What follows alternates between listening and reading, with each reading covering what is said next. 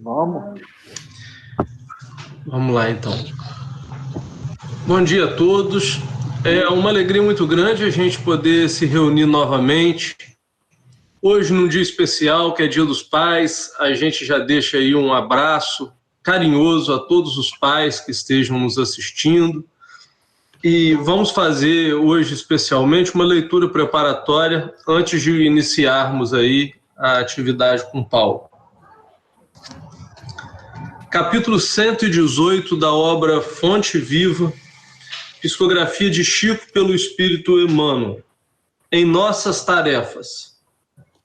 Não ambicioneis coisas altas, mas acomodai-vos às humildes. Carta de Paulo aos Romanos, capítulo 12, versículo 16. Não ambicioneis coisas altas, mas acomodai-vos às humildes. Recomendo o apóstolo sensatamente. Muitos aprendizes do Evangelho almejam as grandes realizações de um dia para o outro. A coroa da santidade, o poder da cura, a glória do conhecimento superior, as edificações de grande alcance. Entretanto, aspirar só por si não basta a realização. Tudo nos círculos da natureza obedece ao espírito de sequência. A árvore vitoriosa na colheita passou pela condição do arbusto frágil. A catarata que move poderosas turbinas é um conjunto de fios d'água no nascedouro. Imponente é o projeto para a construção de uma casa nobre. No entanto, é indispensável o serviço da picareta e da pá, do tijolo e da pedra, para que a arte e o reconforto se exprimam. Abracemos os deveres humildes com devoção ao nosso ideal de progresso e triunfo. Por mais árdua e mais simples a nossa obrigação, atendemo-la com amor. A palavra de Paulo é sábia e justa, porque, escalando com firmeza as faixas inferiores do monte, com facilidade lhe conquistamos o cimo, e aceitando de boa vontade as tarefas pequeninas, as grandes tarefas virão espontaneamente ao nosso encontro. Emmanuel. Então, amparados na sintonia da página, amparados pelo nosso apóstolo Paulo de Tarso, por Maria Dolores, por Inácio de Bittencourt, Dr. Herman e demais amigos espirituais, nós iniciaremos os trabalhos dessa manhã, neste domingo de Dia dos Pais, rogando a Jesus que ampare a todos nós, em especial aqueles que receberam a missão de conduzir um ser encarnado, de conduzir e educar um espírito imortal.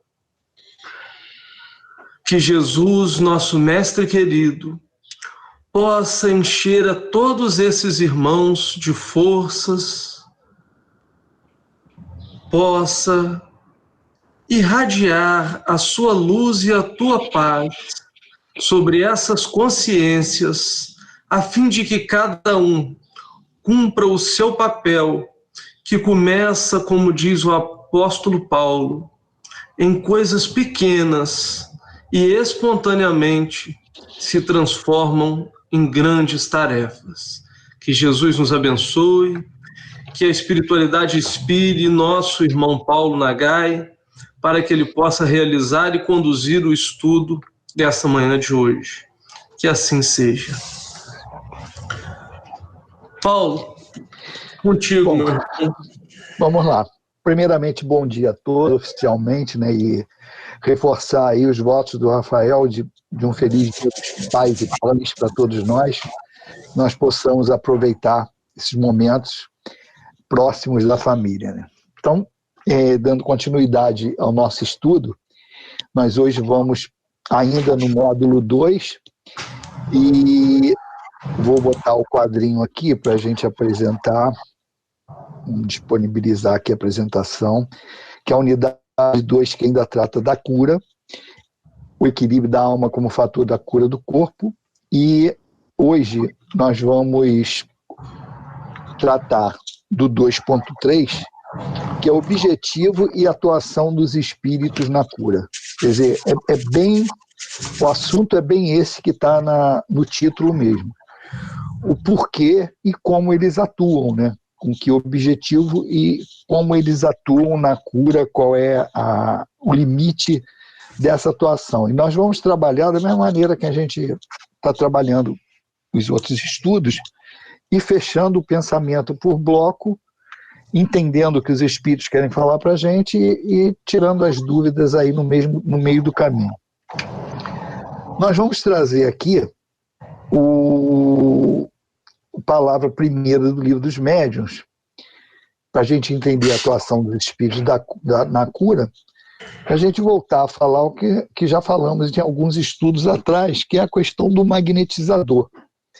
Quer dizer, a gente tem que remeter esse estudo nosso, sempre quando a gente falar de mediunidade e estudar as obras básicas, entender que naquela época, na Europa, se tinha a condição do magnetizador, que eram aquelas pessoas, e nos Estados Unidos, se eu não me engano também, que elas faziam aplicação de passes e que cobravam por isso. E no Livro dos Médiuns, Kardec toca nisso, desenvolve, e argumentando até que seria lícito as pessoas fazerem isso, porque elas realmente não evocavam o plano espiritual, não acreditavam no plano espiritual, e elas achavam que estava doando de si. Então, daí a cobrança. Mas a partir do momento que você sabe que não é seu, isso aí já vira reconhecimento da mediunidade e o fato de não cobrar. Então, nessas perguntas que nós trouxemos aqui do capítulo 14 do Livro dos Médiuns, Kardec pergunta: podem considerar-se as pessoas dotadas de força magnética como formando uma variedade de médiums? A resposta é simples, curta e objetiva, não há o que duvidar. Ou seja, E ele continua: entretanto, o médium é o intermediário entre os espíritos e o homem. Ora, o magnetizador, aurindo em si mesmo a força de que se utiliza, não parece que seja intermediário de nenhuma potência estranha. A resposta é um erro. A força magnética reside, sem dúvida, no homem. E é isso que os magnetizadores acreditavam. Mas é aumentada pela ação dos espíritos, que eles chamam em seu auxílio. Esse chama em seu auxílio, a gente vê que pode ser consciente ou não. É uma maneira da gente interpretar um conhecimento da doutrina espírita. Alguns podem falar assim, que ele chama em seu auxílio seria a evocação direta, né? Mas olha o complemento que os espíritos dão. Porque se ele não acredita, como é que ele vai evocar? Mas aí ele vai, continua. Se magnetizas com o propósito de curar, por exemplo, e invocas um bom espírito que se interessa por ti, pelo teu doente, ele aumenta a tua força e a tua vontade. Dirige o teu fluido e lhe dá as qualidades necessárias. Então aqui ele já está colocando, se magnetiza, isso aqui é uma condicional. Se magnetizas com o propósito de curar, por exemplo, e aí ele bota um adicional, e invocas um bom espírito, aí o espírito vai lá e vai atuar. Ele continua o raciocínio. Há, entretanto, bons magnetizadores que não creem nos espíritos. Aí a resposta dos espíritos aumenta a abrangência desse que é evocar ou invocar. Pensas, então, que os espíritos só atuam nos que creem neles? Os que magnetizam para o bem são auxiliados por bons espíritos. Ou seja, a intenção de magnetizar para o bem já é uma evocação. Por quê? Porque você está entrando exatamente na faixa vibratória dos espíritos que querem curar. Deixa eu mudar aqui a opção do ponteiro.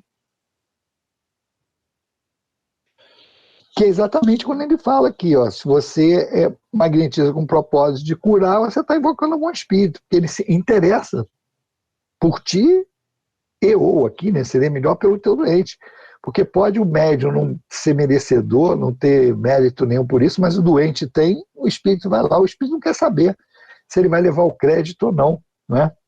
Então, esse tipo, a intenção do magnetizador, quando ele está indo lá para fazer o bem, os bons espíritos são atraídos por isso. Então, é a sintonia, que é a sintonia natural, pela intenção de quem está fazendo o trabalho. Então, todo homem que nutre o desejo do bem os chama sem dar. Por isso, do mesmo modo que pelo desejo do mal e pelas más intenções, chama os maus, sem se dar, né? Sem que isso signifique que ele está evocando conscientemente. Então, isso aí é algo que a gente tem que levar em consideração até para a condição do nosso dia a dia. Porque você vê, o que a gente fala em relação ao obsessor? E eu às vezes costumo, às vezes não, sempre quando eu falo nisso nas palestras, eu falo assim, pô, tu tá evocando, tu tá chamando a tua companhia, não é que tu fica assim, vem obsessor, vem aqui me obsidiar. Não é que você chame ele, que ninguém é maluco de fazer isso. Mas você chama através dessas intenções, é do comportamento natural.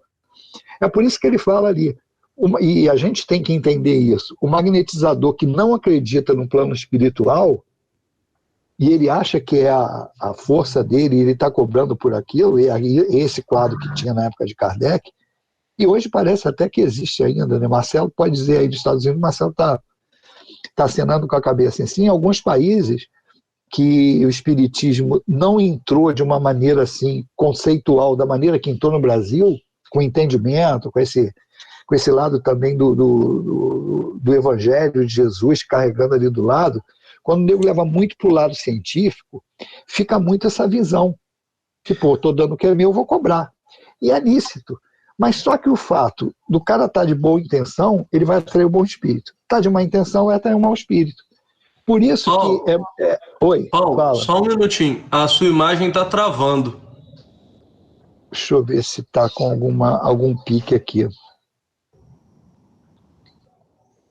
Bom, observa, se continuar travando, eu vou usar aquele artifício de jogar pro telefone, Wi-Fi pro telefone.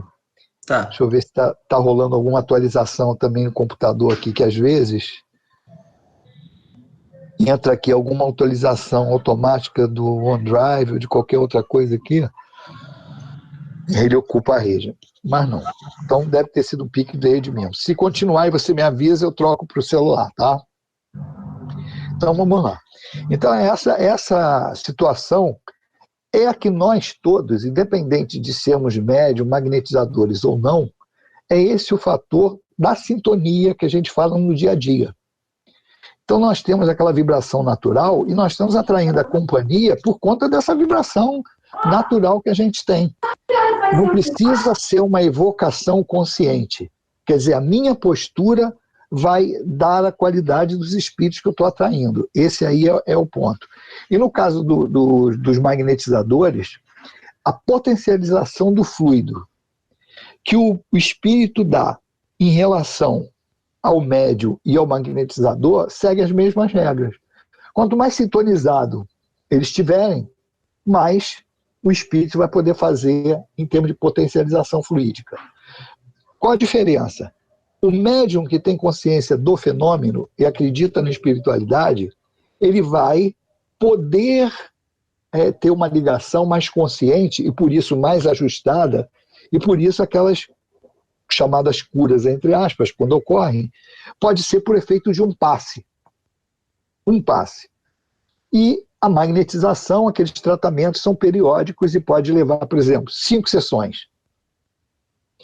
Claro que cada caso é um caso, tem a ver com a característica do tratamento, mas é o exemplo que Kardec dá para justificar o quê? Nesse caso aqui, por que teve a cura mais rápida? Porque aquilo ali foi um fluido melhor, que foi o fluido do espírito, o espírito potencializou. E não o fluido do médium. Então aquilo ali tem uma característica da potencialização do fluido pelo espírito. que ele vai fazer ou pelo magnetizador ou pelo médium. Sempre lembrando a questão de sintonia, quanto mais consciente for isso, quanto mais o médium buscar, mais, vamos dizer assim, eficaz e eficiente vai ser o tratamento, né? É claro que por trás disso tudo, a gente tem que sempre ficar lembrando, tem a lei. A cura ocorre quando? Quando tem cabimento na programação reencarnatória do espírito. Primeiro, tem cabimento na lei no sentido de ser algo natural. Não há derrogação da lei. E também para atender a lei de educação que está por trás dali. Não é punição, não é nada. Aquilo ali é um tratamento que nós estamos fazendo para a alma. Então, se tem cabimento aquilo ali, o espírito já passou pelo que tinha que passar em termos de aprendizado e absorveu isso, a cura é permitida, e aí ela já é resultante da modificação moral do indivíduo. Fechou isso? Tranquilo? Alguém quer colocar alguma coisa? Então vamos seguir. Eu queria. Fala. Tem perguntas aí. E deixa eu te falar. Eu acho que você vai ter que passar para o celular. Porque quando você apresentar a tela, vai dar erro para a gente aqui. Tá, então eu já vou preparando, vai colocando a pergunta que tem, enquanto eu vou ajustando aqui. Tem uma pergunta da Eva, que é com relação àquela questão que a gente viu lá em Abadiana, e é Abadiane, né, que fala? Não sei, do lado do João de Deus. Tá. E a questão da sintonia, as curas continuavam ocorrendo e mesmo diante de algumas coisas que foram investigadas, né? Também queria fazer uma pergunta também, se pudesse fazer. Sim, e tem o Fernando também, Miller. Pode fazer, Fernando. Faz aí, se tiver... Bom dia, Paulo. Bom dia. Tudo bem, Fernando? Tudo bem, filho.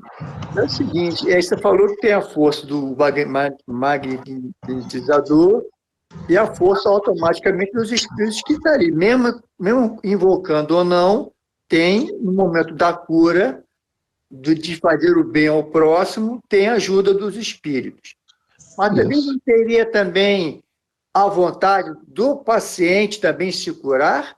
Tipo assim, eu quero me curar.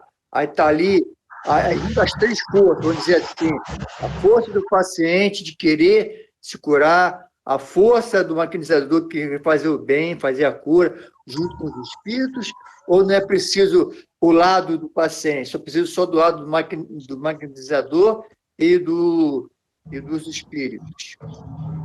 Beleza. Qual a outra pergunta? Porque eu posso juntar essa com a primeira. Isso, a primeira foi a da Eva, que vai cair justamente... Isso, exato. Por que tinha cura? Por que tinha cura lá no João de Deus, já que tinha essas outras questões da sintonia? E qual outra pergunta que tem? Quem que faria a outra pergunta? Que falou que teria uma terceira? Não, são duas. Duas só? Então tá. É exatamente isso. Porque é muito delicado a gente falar isso. Até a gente não costuma ficar falando assim da mediunidade dos outros. Mas também a gente está vendo aqui que não é questão de julgamento, não é nada. Nós estamos tentando entender a situação pelo lado mediúnico. Então, tudo bem. E vamos procurar não vibrar negativamente para o médium.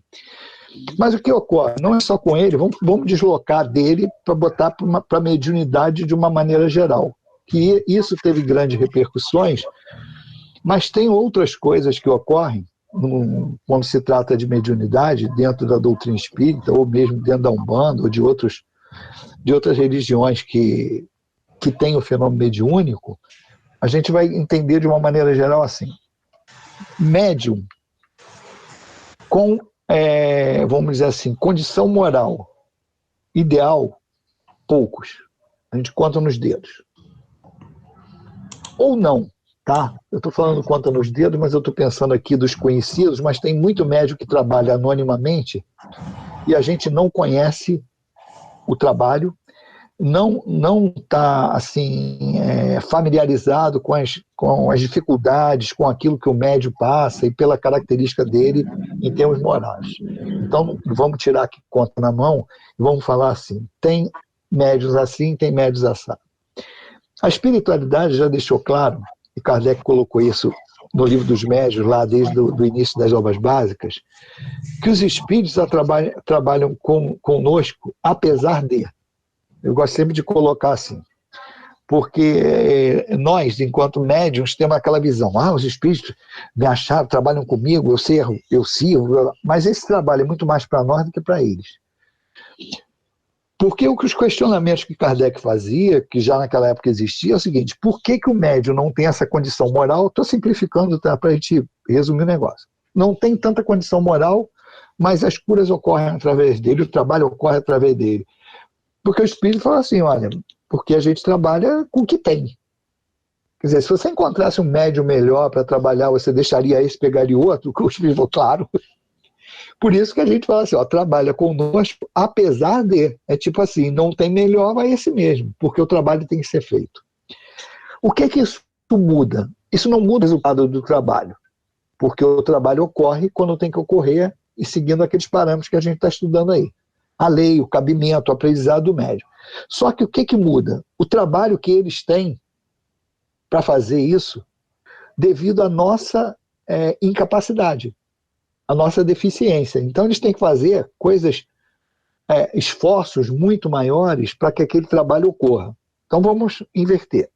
Se nós, como médiuns, fôssemos mais perfeitos, mais aperfeiçoados, mais evoluídos, vamos colocar assim, quanto mais evoluídos nós fôssemos, menor seria o trabalho que eles teriam. Por quê? Porque nós teríamos um fluido melhor, nós seríamos disciplinados, a sintonia seria mais fácil, mais justa, e eles teriam mais facilidade de fazer esse trabalho. Então o papel do médium é muito mais aquilo que o pessoal falava dos treinadores da seleção brasileira antigamente, né? Era só não atrapalhar.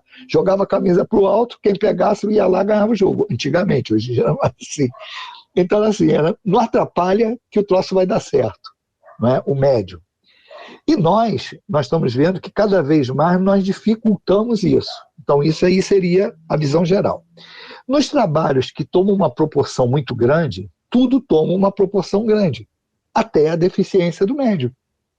Então, o trabalho vai ocorrendo. Então, vamos imaginar um trabalho numa cidadezinha pequena, num centro pequeno, em que as coisas ocorrem ali naturalmente, mas também com a deficiência do médium. Só que as coisas que ocorrem ali têm uma menor proporção, tanto as curas quanto os problemas.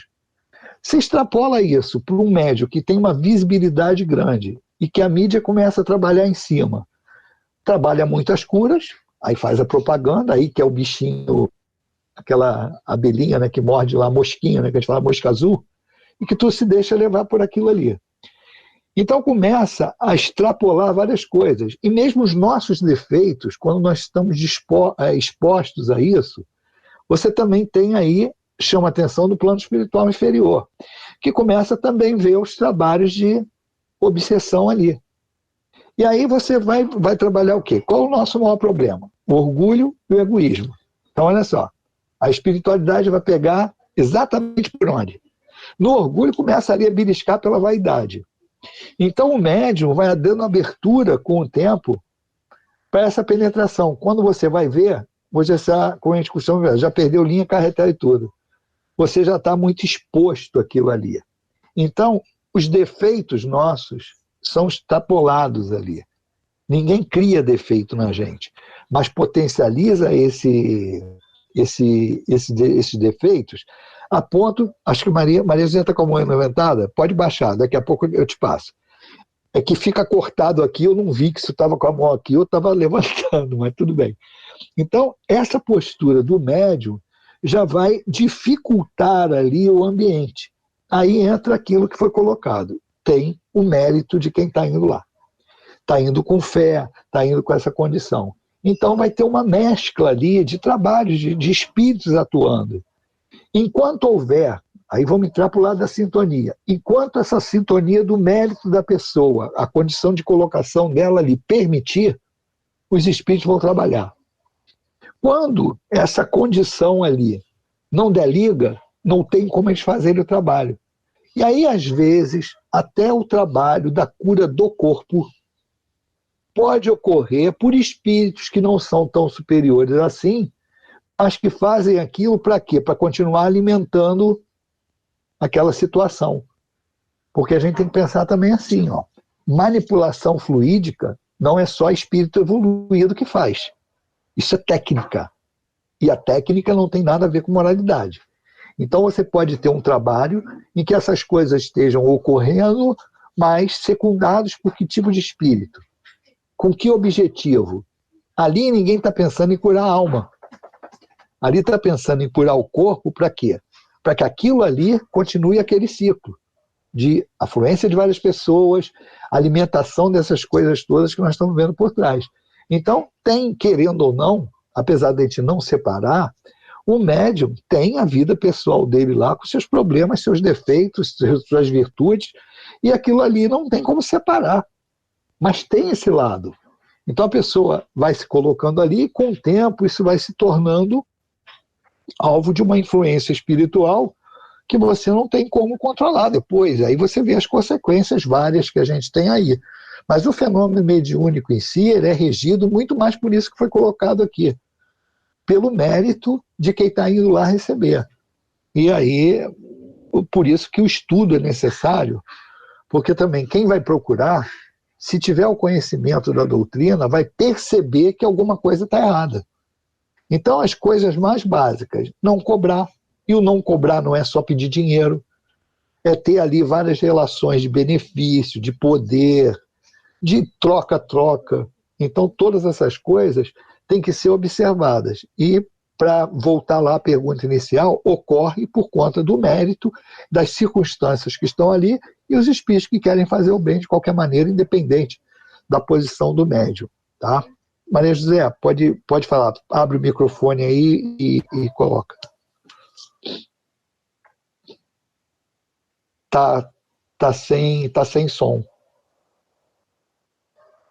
Tá aberto o teu microfone, mas a gente não está escutando. Eu não estou escutando. Vocês estão escutando ela falar? Não, né? Deve ser alguma coisa no computador. Deve ser alguma coisa no teu computador. O som deve estar ou baixo, ou o som aí do computador desligado. Mas o microfone está aberto mesmo.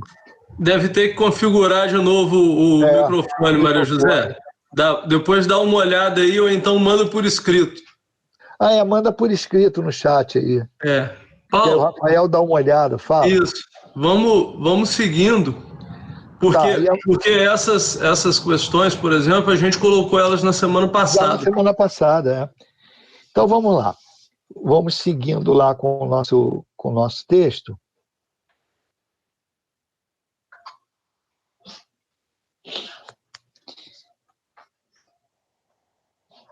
Ainda seguindo no Livro dos Médiuns, no capítulo 14, Kardec continua perguntando: agiria com maior eficácia aqueles que, tendo a força magnética, acreditassem na intervenção dos espíritos? É aquilo que nós falamos, né? Mas olha o peso que o espírito dá na resposta. Faria coisas que considerarias milagre. Ou seja, se a pessoa já tem a força magnética, se ela acredita na intervenção, o trabalho vai ser multiplicado, a eficiência dele, porque é consciente essa busca e já tem uma força aqui grande. Então, aí sim, a utilização, a capacidade vai aumentar. E aqui também eu já comentei nisso. Há pessoas que verdadeiramente possuem o dom de curar pelo simples contato, sem o emprego dos espaços magnéticos. Certamente não tens disso múltiplos exemplos. Aí é além do contato da pessoa, dela ter essas características, tem os espíritos, a qualidade dos espíritos que estão lá. E ele continua buscando a conclusão desse pensamento. Nesse caso, também ação magnética ou apenas influência dos espíritos? Uma e outra coisa. Essas pessoas são verdadeiros médiuns, pois que atuam sob a influência dos espíritos. Isso, porém, não quer dizer que sejam quais médiuns escreventes conforme o entende. Ou seja, que o espírito vai lá, utiliza o médium e faz. Aqui no trabalho de passe, ele está usando a energia do médium. Então, o médium já tem a qualidade fluídica e tem, além disso, a sintonia necessária, ele acredita, tem a fé, ele busca. Então, isso ocorre com uma naturalidade muito grande, porque ele está potencializando a característica que ele já tem pela facilitação que ele se expõe, sendo verdadeiramente médium, o intermediário. Ele se coloca a serviço do espírito. E ele, na sétima, ele pergunta, pode transmitir-se esse poder? A resposta do espírito: poder não, mas o conhecimento de que necessita para exercê-lo quem o possua. Não falta quem não suspeite sequer de que tem esse poder, se não acreditar que lhe foi transmitido. Então isso aí é uma situação que coloca para nós a importância do treinamento, do estudo mediúnico também, né? Por quê? Porque as pessoas ficam pensando nisso como sendo um dom, e o é. Mas o aperfeiçoamento disso é exatamente pelo uso. O que nós não podemos esquecer, o fato, e a gente mistura muito isso, principalmente como a gente vem, eu conheci primeiro o fenômeno mediúnico em Umbanda, quando eu tinha lá para os 18. Então o pessoal confunde muito, e eu achava isso também. O médium era o ser à parte. Assim, você olhava para a mediunidade como algo que se dava para pessoas especiais, no sentido de essa pessoa é melhor do que a outra. E isso levava, né? Hoje em dia já não tem, a gente vê muito centro de Umbanda já há algum tempo, estudando Kardec, eu mesmo já fiz, porque o pessoal sabe dessa minha origem na Umbanda, então o pessoal chamava muito assim para fazer estudo em centro de Umbanda que estava começando a estudar Kardec, né? Por já ter vivenciado aquilo, por não ter preconceito, por entrar naturalmente. Eu já fiz palestra andando assim entre 2 velas de 7 dias, cara. Eu fui num centro que eu entrei, tinha um alguidar em cima do portão, só que eu conhecia, né? A única coisa que eu falei para a menina, ela é até estudante lá de Londrina, e o centro hoje virou um centro kardecista, já há muito tempo virou um centro kardecista. Eu falei para ela, só cuidado com quem você chamar, porque as pessoas que não conhecem vai entrar aqui, vai tremer na base, né? Porque tu entra, tem a porta, tem um alguidar em cima, e a palestra foi assim, os médios ainda de roupa branca sentados nos banquinhos na frente, e eu andando aqui uma vela 7 dias em cada ponta, assim, 3 metros de distância, e eu ali no meio, cuidando para não pisar na vela, né? Mas mudou. Então essa característica já não se tem mais. E, pelo menos na maioria dos centros já tá se estudando, já tem outra visão da mediunidade. Mas isso aí era um ponto comum há um tempo atrás, você achar que mediunidade dava uma característica especial à pessoa. Como assim? Relacionava com moralidade. Então daí, vamos dizer assim, a decepção maior quando você via essas pessoas caírem. Porque você ligava o mérito, né? Aquilo era mérito. E quando a gente chega no espiritismo, e muitos médiuns da casa espírita também exercitaram a mediunidade no centro de Umbanda, abri um parêntese aí para valorizar isso. Uma vez, Inácio, numa entrevista para a gente, falando do início do espiritismo no Brasil, que ele falou assim, o pessoal ficava com aquela discussão, espiritismo evangélico ou científico? O evangélico abriu aquelas correntes, e ele falou assim, e o médium espírita ficava, e quem tinha mediunidade, como é que ficava? Ele até usou um termo engraçado que nós, na época, nós rimos na entrevista, que falou assim, os umbandistas passaram uma rasteira nos espíritas, porque enquanto eles ficavam com essa briga, o médium foi para onde? Foi para o centro espírita, foi o centro de Umbanda, porque ele ia exercitar a mediunidade aonde? Então é interessante isso, né? Os centros de Umbanda serviram para descarregar essas energias dos médiuns, porque ninguém tratava, né? Ficou naquela discussão filosófica, evangélica, aquele troço todo, e os médios que se dane, né? Vamos dizer assim. Então eles foram para o centro de Umbanda. Então quem chega no centro espírita também, ainda chega com esse com essa percepção. Não sei se todos, eu pelo menos quando cheguei, eu ainda tinha esse ranço. Com o estudo, você vai vendo que a mediunidade é mecânica. Ela está no corpo, ela não tem nada a ver com a moralidade. Aí sim, a gente aprende dentro da doutrina espírita que é o uso dela que vai dizer se ela é uma boa mediunidade ou não. Então, um bom médium não é aquele que incorpora primeiro, não é aquele que incorpora mais, não é aquele que tem mais fluido. O bom médium é aquele que dá uma utilidade boa para a sua mediunidade. Que eu lembro que também nós fomos por conta de uma pessoa que ia fazer um tratamento num outro centro de Umbanda, e o médium incorporou assim, não deu nem um estremelique. Então, tu vê como que é a visão da gente. Pô, médium bom pra caramba. Porque a maioria dos médios de Umbanda, para incorporar, rodava, girava, quicava, fazia um monte de coisas, e que você começava a relacionar, pelo menos quem estava buscando alguma causa daquelas coisas, e observando, falava assim, pô, esse médium é melhor do que o outro. Tipo assim, a aterriza é melhor, o espírito aterriza melhor ali, porque o cara dá mais condições. Tipo assim, o aeroporto é melhor do que o outro. Aquele aeroporto lá é esburacado, esse aqui deve ser lisinho, que o cara encaixa ali, que é uma beleza. Então tinha esse tipo de relacionamento. Na doutrina espírita, não. A gente aprende vendo que esse tipo de comportamento moral, ele vai facilitar e é isso que vai dar ao médium uma postura boa, uma classificação de bom médium, e não aquela situação dele ter mais fluido ou não. Então, independente de você ter, você não pode transmitir aquele dom. Por quê? Porque ele é mecânico. Ninguém vai dar isso para o outro. Mas qual é a obrigação? Isso pode, deve, tem que fazer. É ensinar as pessoas como usar. É que ele fala aqui, ó. Não falta quem não suspeite sequer de que tem esse poder. Mas esse conhecimento tem que passar para quem não tem. Então, daí a importância dos médiuns mais experientes. Lá na nossa casa teve um encontro de mediunidade que foi falado até nisso. O médium, quando vai esgotando o fluido, vai chegando a uma certa idade, os espíritos falaram, ó, não é tirar do trabalho, é mudar a característica do trabalho, porque esses médiuns serão muito úteis em formar outros médiuns.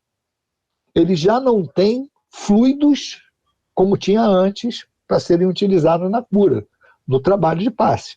Mas eles têm a experiência necessária para quê? Para transmitir isso para os mais novos. Então, as casas espíritas têm que estar atentas a isso para formar novos médiuns, não só na parte teórica, que é a parte do estudo, mas também através da experiência prática desses médiuns que estão há muito tempo na casa e que têm aquelas dicas para o exercício da mediunidade, que é o que a gente recolhe, né? A gente recolhe do Altivo, a gente recolhe da Alda, recolhe do Dr. Erma, dos espíritos que se comunicam com a gente, como Inácio Bittencourt, que nós tivemos a oportunidade lá, ter muito contato com ele através da mediunidade do Altivo. Dona Ivone Pereira, você vê, a Dona Brunildes, que nós conhecemos muito aqui no Rio, não sei se vocês aí conhecem, é uma das fundadoras lá do lado de Tereza, que tem grande experiência mediúnica também.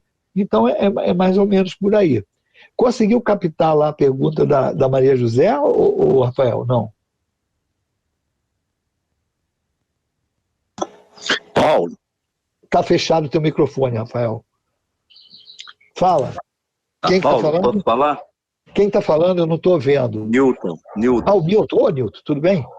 Tudo bem. Pode falar. Deixa eu voltar um pouquinho a uma pergunta anterior, quando os espíritos afirmam que quando você tem um conhecimento dos espíritos, você pode realizar prodígios que parecem milagres. Isso. Está lembrando a pergunta? Estou lembrando. Pois é, aí vem milagres. Considerarias milagres, como se fossem verdadeiros milagres, prodígios. Isso. Bom, aí vem aquela pergunta. Muita gente conhece doutrina, conhece os espíritos, médiuns, mas não realizam milagres. O que ele quer dizer com esse conhecer os espíritos? Porque conhecer é crer. Crer e entender o mecanismo, porque ali é o seguinte, qual é o quadro objetivo ali? Você tem uma pessoa que já tem uma qualidade magnética, ele já faz um trabalho e ele tem um resultado, até porque os espíritos potencializam o fluido dele, mas ele nem acredita. A força está vindo de lá para cá sem ele buscar. Então, quando ele diz, se essa pessoa que já faz um bom trabalho sem acreditar nos espíritos, se acreditasse nos espíritos, se entendesse do mecanismo, ele seria muito mais eficiente. Entendeu? Porque é a mesma coisa. Nós estamos estudando a mediunidade, estamos estudando a medicina espiritual. Uma coisa é você estar lá impondo as mãos ou fazendo os movimentos. Primeiro, assim, impondo as mãos. Se você conhecer os movimentos de passe, que facilitam a expulsão de fluido, esse negócio todo, você já vai melhorar a sua eficiência. Se você começa a entender a sutileza da matéria, o pensamento modifica a qualidade da matéria pela qualidade do pensamento, pelas ondas vibratórias e tal, pela sintonia que você busca, você também aumenta isso. Então, o que quer dizer é isso? Quanto mais você conhecer da lei, do mecanismo, acreditar naquilo ali, mais eficiente vai ter o trabalho. Não porque ele vai te dar mais porque você crê nele, mas porque o fato de crer e se comportar de uma maneira mais adequada, naturalmente você aumenta a eficiência do processo. Então vamos colocar aí esse comportamento mais adequado. E vamos resumir, esse é meu ponto de vista. Isso. Quando o médium é um homem de bem, conhecendo os princípios básicos do fenômeno, ele realiza verdadeiros milagres. Exato. Olha só, as duas coisas. Homem de bem e conhecimento do mecanismo. Porque se você só tiver o conhecimento do mecanismo e não for um homem de bem, você chega num limite X.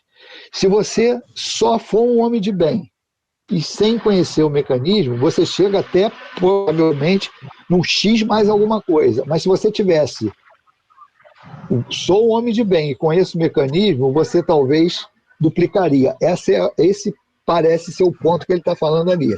Você conhecer a técnica, ser um homem de bem e ter a fé.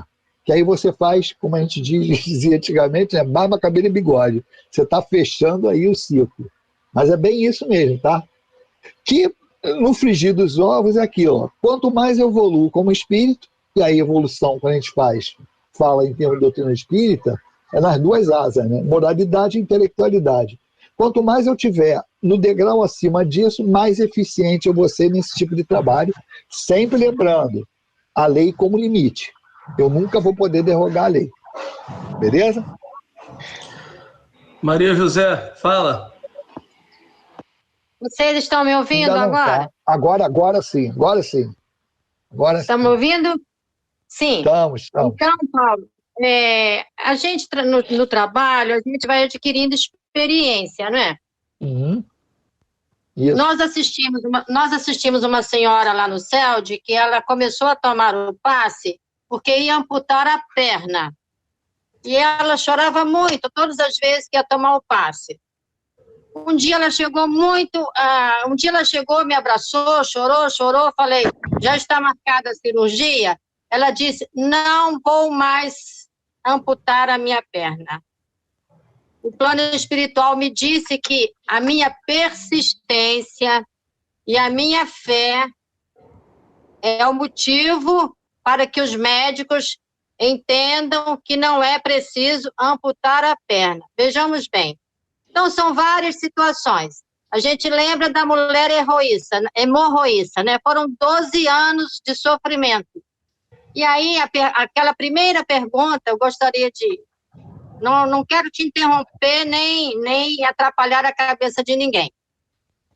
O Livro dos Espíritos diz que o que conta é a intenção. Então, vamos imaginar, a gente não sabe quantos anos a pessoa doente recorre à religião, seja qual for, para ser curada, né? E a gente pensa, quantas pessoas vieram de outros países procurando a cura em algumas casas espíritas aqui no Brasil? É a persistência, né? na crença, naquilo que acredita, e a fé, né? Jesus não falou para a mulher hemorroísta, sua fé te curou? Então a gente vê assim, pessoas que tomam passe 30 anos e não ficam curadas, né? Outras já estão no merecimento e estão no planejamento. Não, me orienta, por favor. Exatamente isso. Que quando ocorre a cura, você já na pergunta você já disse a resposta.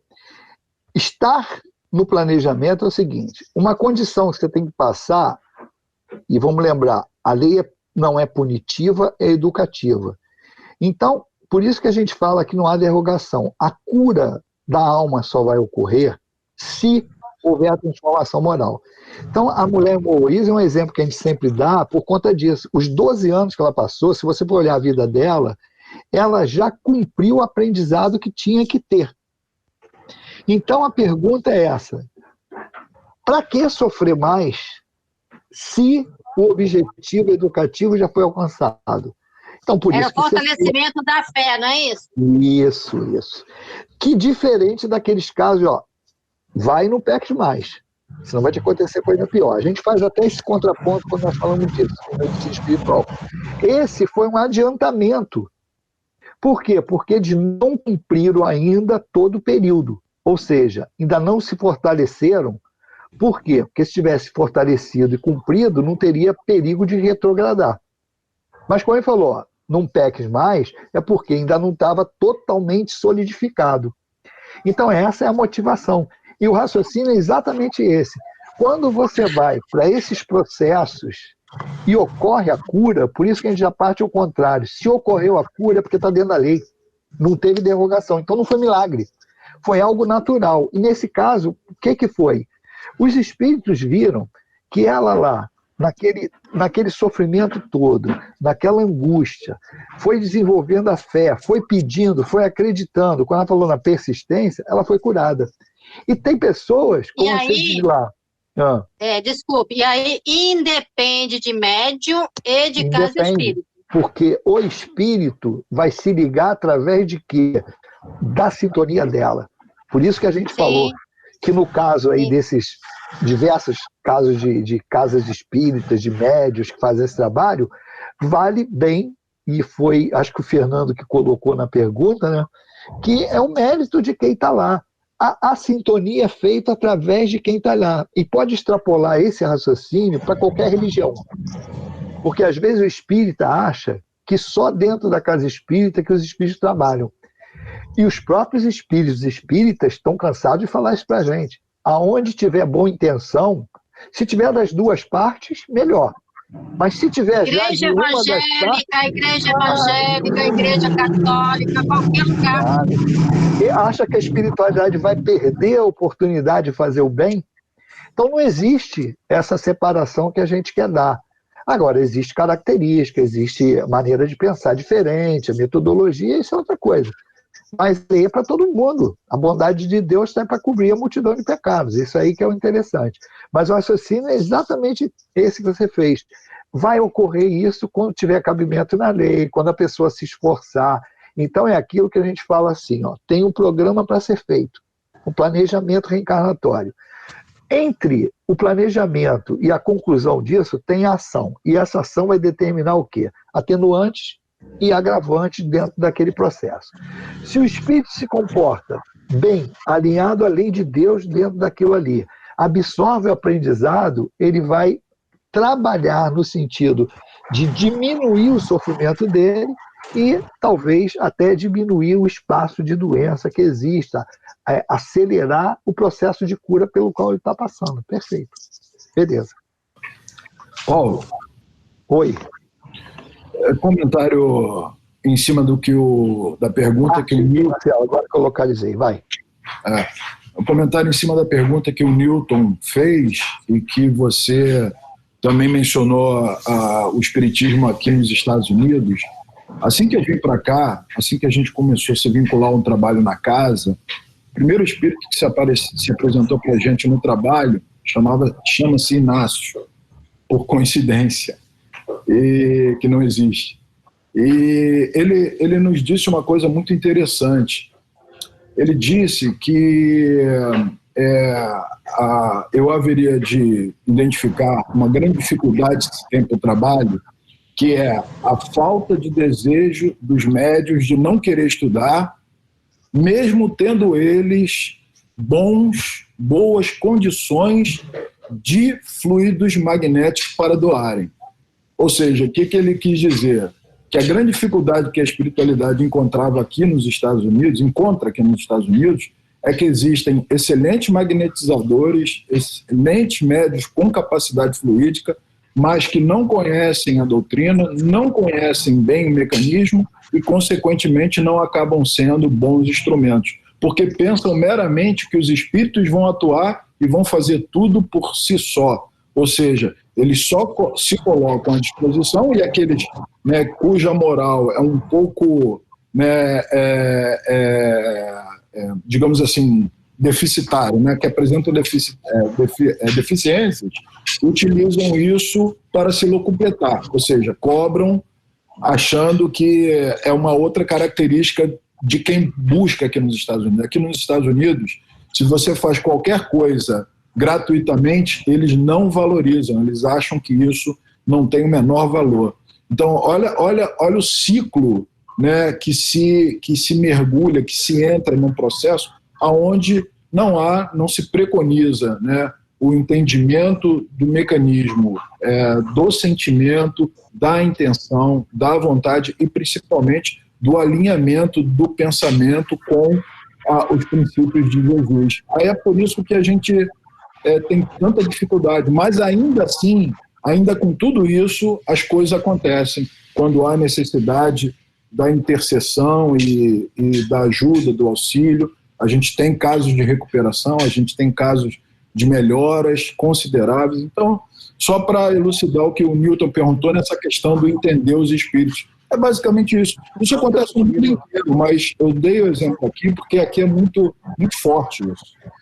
E você falou isso, eu lembrei de uma... Foi quem que falou isso para mim? Dr. Hermas.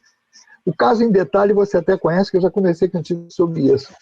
Mas não foi em passes, foi numa comunicação mediúnica. Só que eu fui perguntar ao Dr. Hermas, né? Falei, pô, doutor Hermas, é isso mesmo? Ele falou, meu filho, quando precisa, a gente se comunica em qualquer lugar por qualquer médium. Ou seja, a necessidade, aí você pode extrapolar isso para o passe, né? Para o atendimento de qualquer natureza. Quando necessita, eles dão um jeito. Porque há uma situação lá que faz com que eles superem todas as condições adversas que existam ali no ambiente para que o objetivo seja atingido. Tá? Então vamos seguindo aí. Fala, Magai. Oi. Seguinte, cumprimentando uma coisa do Marcelo aí, não vamos tão longe não, Marcelo. Aqui no Brasil, aqui no Rio de Janeiro, a casa, acho que até o nosso irmão conhece, Magai, é o Centro Tupiara. Tupiara simplesmente não tem estudo. Só tem os trabalhos mediúnicos, que é o trabalho de cirurgia espiritual.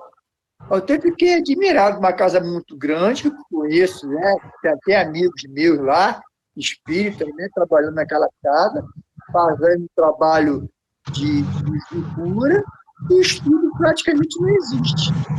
Mas, Fernando, pode ser que eu esteja enganado. Eu escutei há pouco tempo atrás, que no Tupiara está tendo estudo também. Mas o estudo não é completo. A Maria José está fazendo que sim. O estudo não é completo. Como a gente conhece o completo. É o estudo do livro, se eu não me engano, é do livro dos Espíritos. O resto... Mas mas você vê que já é uma tendência. Já é uma coisa... Isso. Entendeu? Muitas casas que estão fazendo isso. Que antes só trabalhavam com fenômeno mediúnico e estão começando a fazer estudos. Isso. Centro de Umbanda, principalmente. Muitos centros de Umbanda fazendo estudo de Kardec. Isso também, que estão usando mais o livro dos espíritos para conhecer a si mesmo. Exato.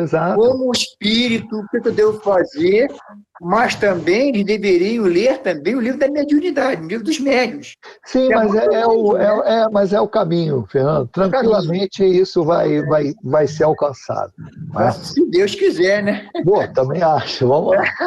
Bom, continuando, agora a gente vai entrar num assunto aqui mais direto, falando sobre a mediunidade curadora, que nós estamos tirando aqui um artigo lá da Revista Espírita, em 1866, em que o texto diz o seguinte: ó, a mediunidade curadora não vem suplantar a medicina e os médicos, vem simplesmente provar a esses últimos que há coisas que eles não sabem e os convidar a estudá-las. Que a natureza tem leis e recursos que eles ignoram, que o elemento espiritual que eles desconhecem não é uma quimera, e que, quando levarem em conta, abrirão novos horizontes à ciência e terão mais êxitos do que agora. Você vê que é um texto muito parecido, uma situação muito parecida com o que Inácio colocou e que eu mostrei para vocês lá no início, né? Que a medicina espiritual não vem substituir a medicina humana, né? Que uma cuida do corpo, outra cuida da alma. Então ele está mostrando um aspecto ali do desconhecimento dos médicos do elemento espiritual, da sobrevivência da alma, do corpo espiritual. Isso tudo faz diferença, né? Porque é uma seara em que eles não dominam. E nós temos aqui um texto tirado de uma mensagem do Dr. Herman, e que ele diz exatamente sobre a mediunidade de cura. A mediunidade de cura é uma forma de ação fluídica que consiste principalmente em trocar os fluidos malsãos de uma pessoa por outros fluidos bons e puros. Isso aqui, ó, é um texto parecido com o que está na Gênesis, no capítulo 14. A cura, o passe, é a troca de moléculas malsãs por boas. Há casos em que a ação fluídica pode ser mais forte, penetrando até mesmo no campo sensorial, no nervoso central, nas células, em alguns casos, na própria tessitura muscular. Então, é aquele passe que penetra, trata do organismo físico. O médium, por si só, dificilmente terá condições plenas de atuar nesta plenitude. Daí a necessidade da ação dos espíritos, que, conduzindo os fluidos de um médium, poderá agir ou interagir em um doente, provocando-lhe a cura. Isso aí é muito importante para o médium, nós como médios entendemos, porque, infelizmente, e a gente sempre fala isso, a mediunidade, quando você estuda a mediunidade, a própria definição da palavra médium já seria um bom caminho, e até a gente poderia falar assim, pô, uma condição definitiva do cara entender que não é dele. Você fala, o cara é médium, ele é intermediário, ele não é um dono. Mas é aquela coisa, né? O médium vai se inflando, vai se inflando, vai se inflando, vê o resultado do trabalho, aí tem aquele vício que nós já falamos de quem está sendo atendido, que é o mesmo nosso, vício milenar de endeusamento, e aquele troço todo, vai juntando uma coisa com a outra, o médium acaba achando que aquilo é dele. E nós estamos observando que o plano espiritual, ele coloca para nós exatamente o seguinte, ó, nós temos um limite. Primeiro da lei, limite da lei, de vai ocorrer, não ocorrer, então o médium não pode se vangloriar de que ele é o autor da cura. E isso, ó, fica bem claro quando a gente estuda os casos que nós colocamos aí, de médiums ou casas religiosas que não têm tanta firmeza moral, vamos dizer assim, de conduta, e as curas ocorrem. Quando a Maria José falou o exemplo dela lá, da moça que estava lá, que ia amputar a perna, e que ela falou assim, ó, foi por causa da tua fé. A cura podia o médium que estava trabalhando com a pessoa achar que foi ele que fez isso. Mas quando você vê que o Espírito fala que, ó, a tua persistência, a tua fé, quer dizer que a cura saiu da onde? De dentro da própria pessoa. É por isso que ele fala, cada um cura a si mesmo. A cura não é feita de fora para dentro, cura espiritual. Ela é feita de dentro para fora. Então, é esse movimento que é feito nessas casas em que você não tem uma condição harmônica. Bom, daí a nós trabalharmos para que isso seja o mais equilibrado possível, para aumentar, para potencializar esses efeitos, esses tratamentos que ocorrem aí nas casas espíritas, né? Então, esse texto que nós trouxemos aqui, que é do Dr. Herman, eu vou olhar, ver se tem um complemento aqui, para ver se a gente pode parar aqui por cada hora, né? E ter alguma pergunta aí, se for o caso, mas se tiver aqui, não, tem. Vamos completar aqui o texto. Nunca agimos fora das leis naturais, nem deixamos de estar atentos à lei de ação e reação, que quase sempre preside as causas das doenças. Assim mesmo, com condições de curar alguém. Se vemos que a lei está se cumprindo, deixamos voluntariamente de agir para que a lei haja. Então, isso aí é importantíssimo e vai mostrar para nós tudo aquilo que a gente fala nas condições de que o objetivo é o aprendizado, é a modificação do espírito. E ele fala claramente ali, ó, em cumprimento da lei, que ele observa a primeira lei, a lei de ação e reação, a lei de Deus que está sendo, que é o limite maior dentro daquilo ali, e que eles, às vezes, observam alguma coisa que eles podem fazer de mexer lá no corpo espiritual e desrespeitam e não fazem. Por quê? Porque vai deixar a lei agir. Porque o objetivo maior não é consertar o carro, é evitar o piloto. Então, se ele pode, ele olha ali, fala, ele vê que se ele mexer no carro e ajeitar o carro, o piloto vai cair fora e nunca mais vai aparecer na casa espírita para aprender, ele deixa o cara ali. Não deixa não vai mexer ali para ver um prejuízo do processo. Essa é a grande diferença, que quem trabalha sobre a orientação dos preceitos de Jesus e quem trabalha sem as orientações de Jesus. Então nós vamos parar um texto ali e ver se vocês têm mais alguma pergunta aí para a gente Paulo, bloquear. Por não. posso falar? Eu não sei se eu vou conseguir, até porque eu fiquei meio... Não sei se eu vou conseguir falar ao certo. Vai. O médium de cura e o paciente. Então, a lei não pode ser derrogada em nenhum momento, a gente sabe disso. Então, a cura, se a pessoa tem o merecimento da cura, independente dela receber o passe do médium que vai, né, potencializar essa cura, ela vai ser curada de qualquer forma, é isso? Não. Por exemplo, ela tem um merecimento. A cura independe, a cura é uma lei divina, né? Quer dizer, a pessoa, a gente não tem como derrogar, como você explicou. O médium não vai potencializar aquilo que a pessoa não está preparada para receber. Quer dizer, a cura não vai acontecer se não for o momento dela, porque não há derrogação da lei, certo? Sim, mas é isso. Aí é só minha dúvida é isso, porque se a pessoa tem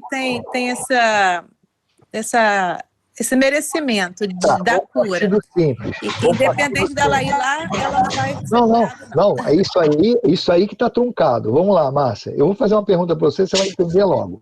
Espera. Vamos lá. Mas você não entendeu, Paulo? Não, entendi. Eu não sei porque você fez entender. Não, entendi. Vamos fazer uma pergunta. Você tem um planejamento reencarnatório. Você vem e encarna.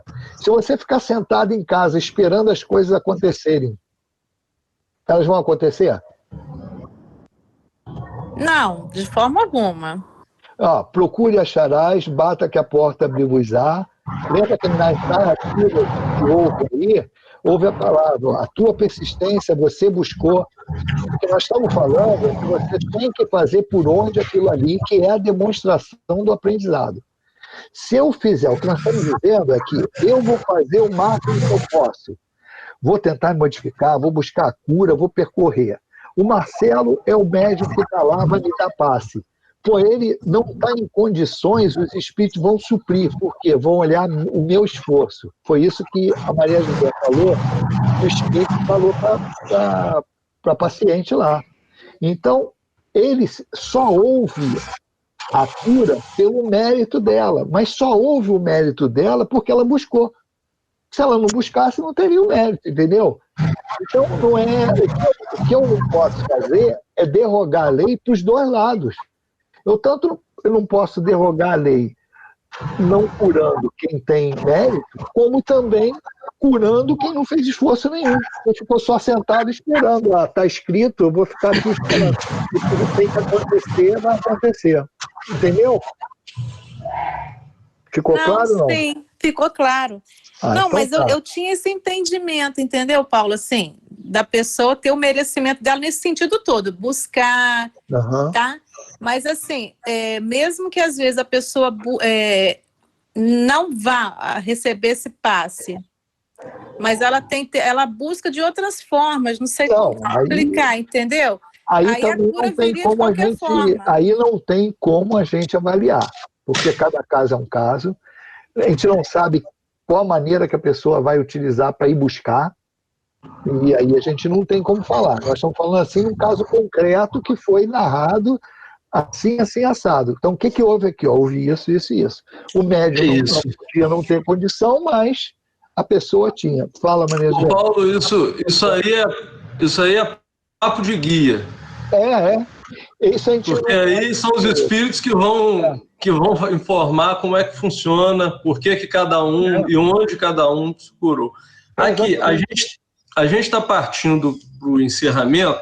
Tem uma pergunta aqui que vai ter desdobramento, então já vou colocá-la, porque foi uma pergunta da Gisele, e eu falei com ela que a gente ia conversar agora mais para o final. Ela fala assim, olha só, eu amo o estudo espírita à luz do esclarecimento que nos traz, e o esclarecimento que nos traz, mas tenho um carinho e sinto um chamamento muito grande pelo trabalho de Umbanda. Gosto da consolação dos pretos velhos, limpeza energética de caboclo, pureza das crianças, segurança de Exu, enfim, e as frentes de trabalho dos orixás. Você acha que há problemas em estudar a doutrina espírita e trabalhar na Umbanda? A pergunta mais fácil de responder. Eu divido em duas partes. Primeira, tem problema em estudar? Eu respondo tranquilamente. Não, estudar é sempre bom. A segunda parte da pergunta, que é, eu continuar trabalhando lá, essa eu respondo, não sei, quem tem que responder é você. Então, por isso que ela é bem fácil de responder. Isso é foro íntimo. Estudar a doutrina espírita sempre é bom para qualquer um, principalmente quem tem mediunidade. Quanto à escolha de trabalhar ou não na Umbanda, é sua. É foro íntimo, é teu coração que manda. Eu fico tranquilamente, assim, eu fico muito tranquilo em responder que esse problema é o seu. Você que tem que resolver. Assim, Paulo, essa pergunta aí, isso daí é um dilema muito grande que as pessoas enfrentam, porque eu também vim da Umbanda, fiquei mais de 15 anos como médium na Umbanda, e assim, na verdade, nem os próprios mentores espirituais nos auxiliam nessa decisão. Eu sei porque, à época, eu fiz a pergunta que eu queria tirar das minhas costas a decisão. Aí a resposta do mentor, na época, era o Pai Joaquim, que eu trabalhava.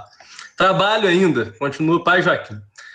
E a resposta dele falou assim, meu filho, sigo Cristo sem olhar para trás. Eu falei, mas o senhor não está me ajudando em nada. E ele sumiu, não me deu a menor confiança, sumiu.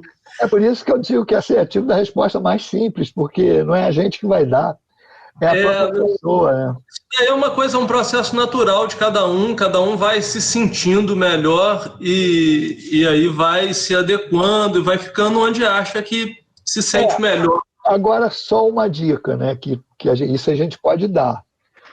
Com o tempo, com o entendimento do estudo da doutrina espírita, você vai saber decidir. Porque você vai começar a entender como rolam as coisas, como é o mecanismo, como as coisas ocorrem, e você vai... E aumenta ali o grau de responsabilidade. Deixa eu só colocar uma coisa, o Newton fez uma pergunta interessante, que você respondeu, o Marcelo respondeu também, complementando, mas a gente precisa se ater a uma coisa ali. O Kardec, quando ele começa as perguntas do Livro dos Médiuns, ele está dialogando com o mundo da sua época.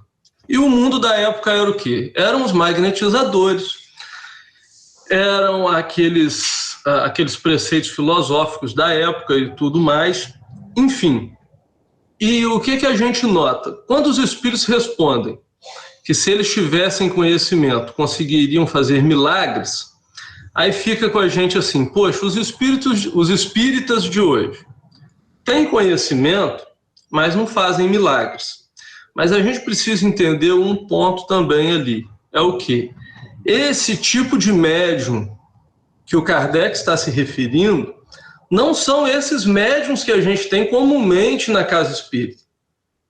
São médiuns raros, esse que o Kardec coloca. Entende? Que quando ele está falando ali dos fluidos e tudo mais, no Evangelho ele até vai falar que se a gente aliar a nossa fé ao magnetismo, a gente também vai conseguir fazer coisas que jamais pensávamos. Tudo bem, mas muitas vezes ali, quando ele está atrelando essa cura e esses prodígios, fazendo esses questionamentos junto da parte do magnetizador, ele está tratando ali de médiums que são raros, não são todos. Então ele está falando assim, aquilo que eles já fazem, se eles fizessem com conhecimento da ação do plano espiritual, eles iam fazer muito mais. E aqui a gente entende também o seguinte, independente de moral. A diferença é como que ia ser assessorado, que tipo de espírito que ia assessorar, porque o fato é, como você bem colocou no início, ali a gente está falando de uma técnica de manipulação fluídica e de uma capacidade mediúnica de lidar com os fluidos.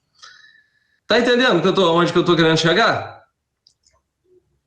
Mas olha só um adendo aí. Quando você fala que é uma técnica, mas o próprio mecanismo da mediunidade explica a gente o seguinte: você tem conhecimento técnico e tem moralidade, você potencializa ao máximo. Sim. Então, é aquilo que eu até falei para ele, se você tiver só moralidade e não tiver o conhecimento técnico, tu provavelmente vai chegar muito mais do que se tu tivesse conhecimento técnico sem moralidade. Porém, se tu tiver os dois, é isso que ele diz lá. É muito parecido com o que Jesus colocou lá, ó, podeis fazer o que eu faço e muito mais. Imagina o que isso quer dizer vindo de Jesus. Sim. Porque, para a época, ele estaria falando assim, olha, eu estou aqui, estou pregando, sou esse espírito que está aqui demonstrando isso para vocês. Mas quando a gente olha hoje para essas palavras de Jesus, podes fazer o que eu faço e muito mais, ele está falando assim, olha, tu pode ser governador do planeta, pode fazer muito mais do que eu faço. Porque o que a gente conhece de Jesus hoje, esse negócio, tu pode fazer mais do que eu faço, extrapola muito mais. Então, é sempre assim, é ele mostrando o quanto o espírito pode evoluir. Então, para passar a régua nisso assim, de uma maneira bem geral, eu falo assim, olha, quanto mais evoluído eu for, intelectual e moralmente, mais coisas eu vou poder fazer em qualquer situação.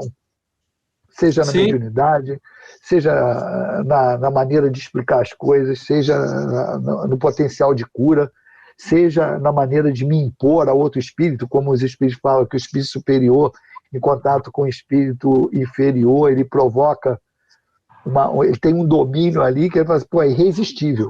Irresistível, não tem jeito. Por quê? Porque exatamente a evolução moral, a elevação moral do espírito, ela provoca uma qualidade de irradiação, ou seja, é algo que faz parte do tratamento.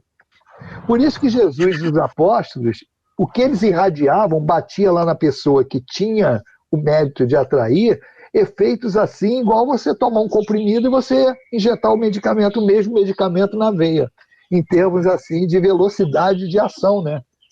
Como os espíritos mesmo falam, você inocular uma substância mais pura, a resposta é muito mais rápida. Então, no mecanismo em si, o conhecimento geral do mecanismo que está envolvido aí, no tratamento espiritual, na mediunidade, na cura, essas coisas todas que a gente fala, é sempre conhecimento técnico mais moral. O ideal é ter os dois em grau mais elevado que puder para poder realmente fazer uma execução assim desses trabalhos com eficiência. Mas, sempre lembrando, eu posso ter isso tudo, mas se quem eu estou tratando não tiver mérito, não vai haver derrogação da lei. Se eu tiver esse potencial todo e a pessoa lá não tiver aprendido o que teve que aprender para ter o mérito da cura, a cura não vai ocorrer. Por quê?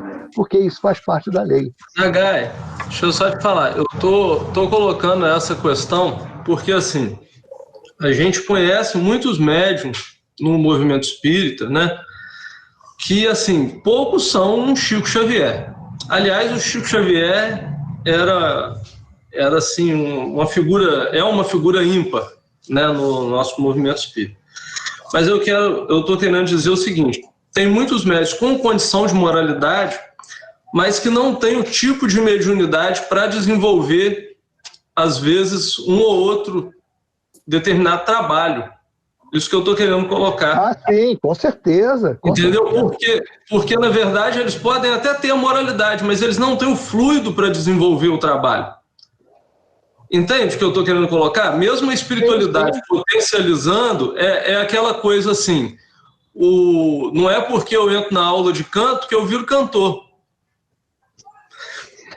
Isso aí, porque isso aí já tem até o objetivo da mediunidade da pessoa, a característica, porque você tem que ligar uma coisa a outra.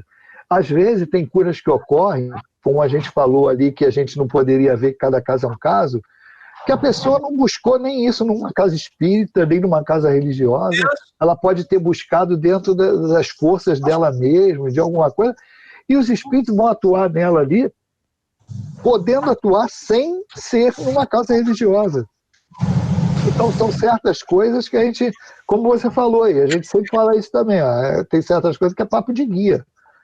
A gente não pode comentar algo que a gente não conhece o começo, meio e fim. Por isso que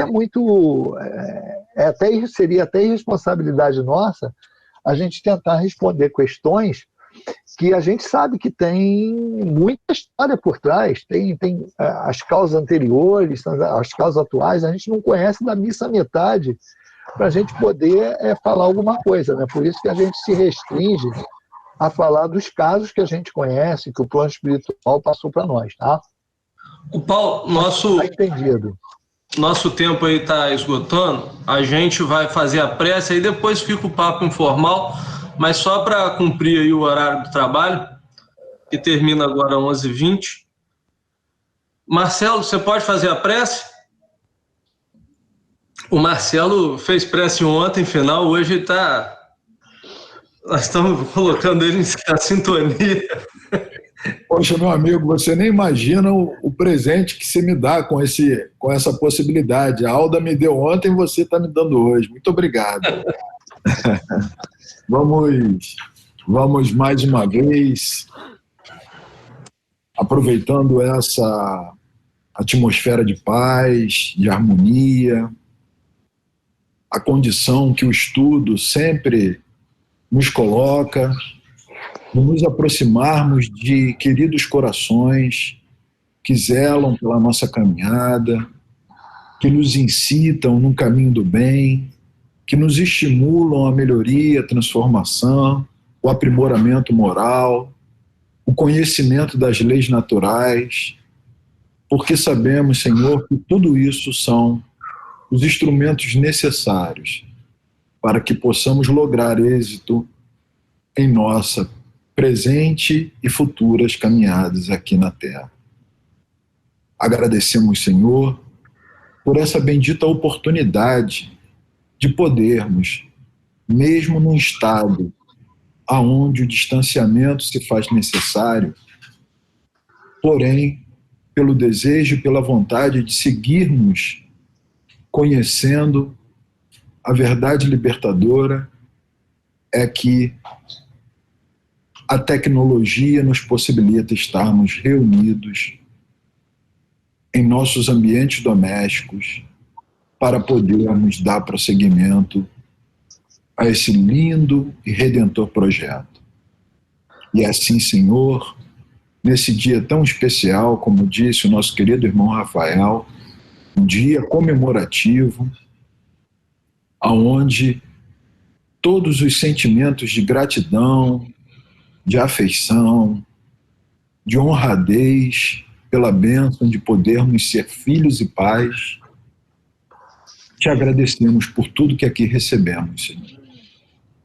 E em nome da querida benfeitora Maria Dolores, em nome de Inácio Bittencourt, Dr. Erno, Dr. Bezerra, em nome do nosso querido Allan Kardec, de Leon Denis, do nosso Mestre Jesus, mas sobretudo de Deus, nosso Pai, devolvemos a palavra de prece ao nosso querido irmão Rafael, para que possa dar por encerrado esses valorosos instantes de estudos e reflexões em torno da medicina espiritual. Que Deus nos abençoe hoje e sempre.